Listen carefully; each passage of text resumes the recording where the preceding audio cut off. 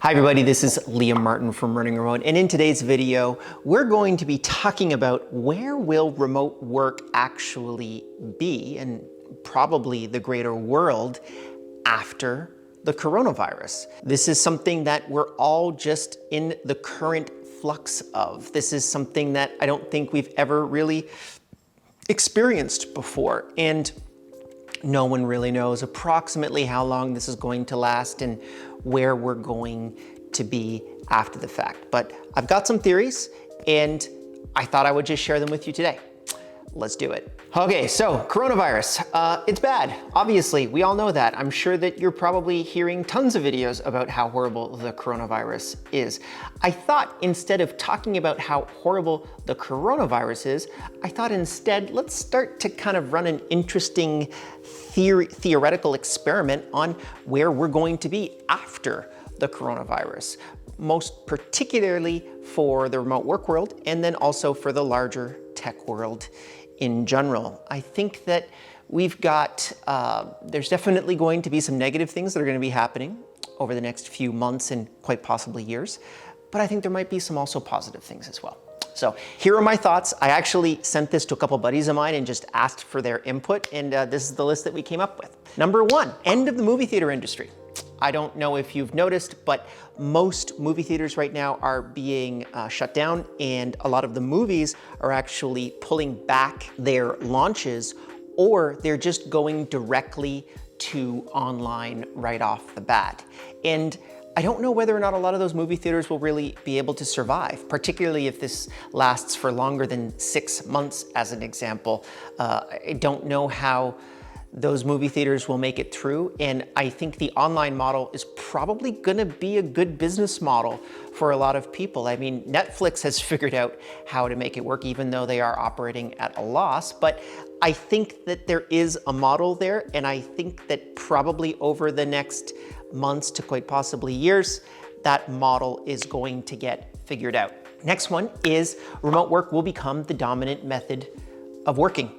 I don't think that we're ever going to go back. A lot of data shows that approximately 95% of remote workers, once they have an experience working remotely, very rarely go back to an office model. Well, more specifically, about 5% of them want to go back to an in-office model. So I think that pretty much right now, everyone is working remotely on planet Earth that can work remotely. And if you can't work remotely, my heart goes out to you. I think that it's a really tough time now, and hopefully you'll be able to get through this. But for the people that are working remotely, welcome to the family. I've been doing this for 15 years and really excited to see you. It's not as bad as people think. And I think that once people get a taste of remote work, they're not gonna wanna go back to those stupid cubicles and those TI-82 forms or whatever that form was from the office. Connected to that, I think that owning office space and long-term office leases will basically end, or it will not be anywhere close to what we currently understand it today. That model was already deteriorating, particularly in the co-working model. I also think obviously that the co-working industry is going to take a very significant hit because no one's going to be getting co-working spaces during a global pandemic. However, I do think after the dust settles, people will really want to have that human connection, and I think those companies will come roaring back, or that industry will come roaring back. What will not come roaring back, however, is companies owning large-scale leases. I don't think that they're going to be able to really recognize that on their P&L as something that's critical towards their business operations. So I think they're just going to go. Another thing that may come back is digital nomadism.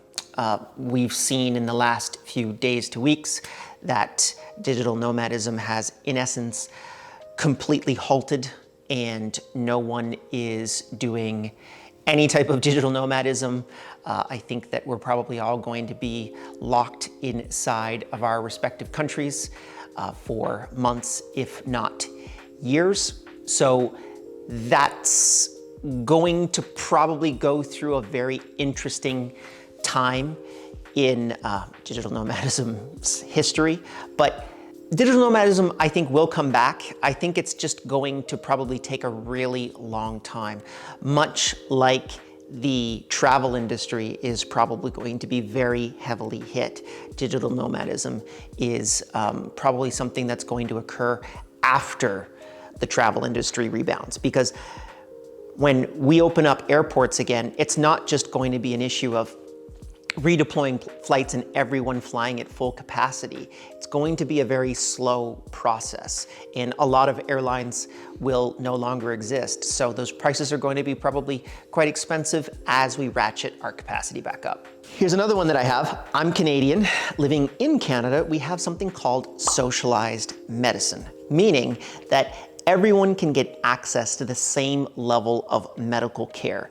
There are a few instances in which you can purchase like a private hospital bed or hospital room. You can get a couple other little kind of extra services, but fundamentally everyone gets the same medical service. Inside of the United States, I think that the US system will have to move to a socialized model. If anything, the current pandemic that is occurring has shown, I think, the United States that socialized medicine is probably the only direction to go, and it's a really great early warning system to protect against something like global pandemics. Because if you have to pay $3,500 to be able to get a coronavirus test, it's incredibly difficult to actually protect your population, because a lot of people just won't want to take the tests and they'll continue to spread the virus. So that's my theory. Don't know whether or not that's actually going to happen, but I think there's a pretty good chance it's going to.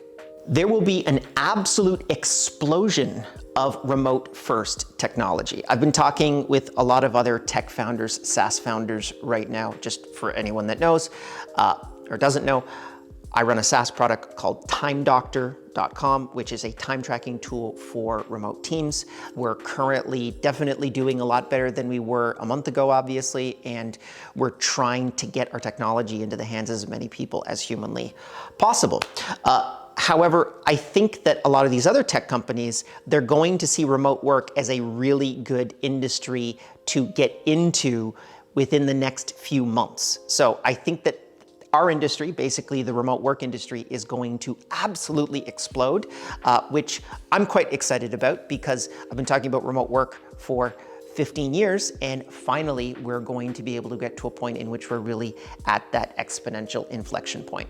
The venture capital world is currently frozen, and I think that there's probably going to be a lot of really serious damage inside of the venture capital world. I also think that debt is probably going to become a much bigger part of how companies evolve and how they raise money to be able to build their businesses. Very recently, particularly inside of the SaaS world, you can start to raise debt based off of your annual recurring revenue, and the fundamentals are really good, particularly if you have a business that you know is going to be successful. Usually raising debt is going to keep a lot more equity in the hands of the founder versus raising venture capital. So I think that that's pretty much going to change. There are a couple funds right now that I'm actually invested in that are all focused on remote work. Those seem to be doing really well.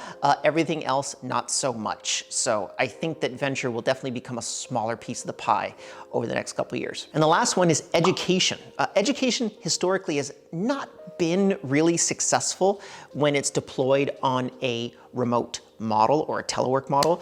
And that, I think, is probably going to change. I think that someone's going to try to figure out how to crack this, because we now have pretty much every student on planet Earth that's going to have to work from home and is going to have to learn from home over the next months to years. So I think that we're probably going to change our processes on that. I think the technology is there. I just think actually making sure that people are accountable towards their education is going to be the next piece that people will really crack. And once they do crack it, then it's going to be a lot easier to be able to deploy massive online education programs, which hopefully make everyone a lot smarter and a lot better as global citizens. So those are my ideas. Do you have any other ideas as to how the world will change over the next couple of years?